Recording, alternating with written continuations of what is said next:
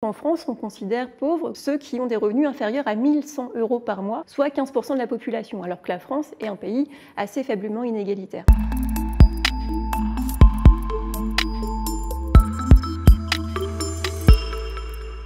Donc on distingue en économie deux formes d'inégalités, les inégalités de revenus et les inégalités de patrimoine. Les inégalités de revenus sont mesurées en comparant les revenus financiers, du travail et transferts sociaux des différentes catégories de la population, le plus souvent classés en déciles, des 10% les plus pauvres aux 10% les plus riches. Les inégalités de patrimoine sont mesurées en comparant le patrimoine financier et immobilier des différentes catégories de population, donc de ces déciles. On a un indice synthétique, l'indice Gini, qui permet de mesurer ces inégalités. Il est compris entre 0 et 1. Plus il se rapproche de 0, plus le pays est égalitaire, plus il se rapproche de 1, plus le pays est inégalitaire.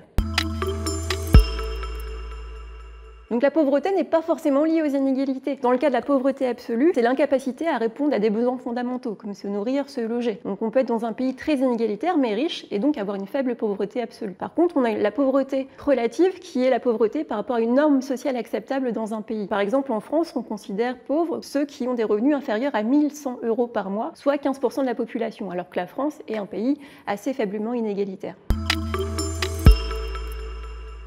Les pays les plus inégalitaires se trouvent essentiellement donc en Afrique, avec l'Afrique du Sud en tête du classement depuis plusieurs décennies, suivi par des pays comme la Zambie, la Namibie, la Centrafrique, etc. La deuxième région la plus inégalitaire au monde est l'Amérique latine, avec des pays comme le Brésil, la Colombie. À l'autre extrême, dans les pays les moins inégalitaires, on trouve des pays d'Europe de l'Est comme la Slovénie, la Slovaquie, la République tchèque, mais également des pays nordiques comme la Suède, comme la Finlande, comme la Norvège, et la France se situe plutôt de ce côté-là du classement.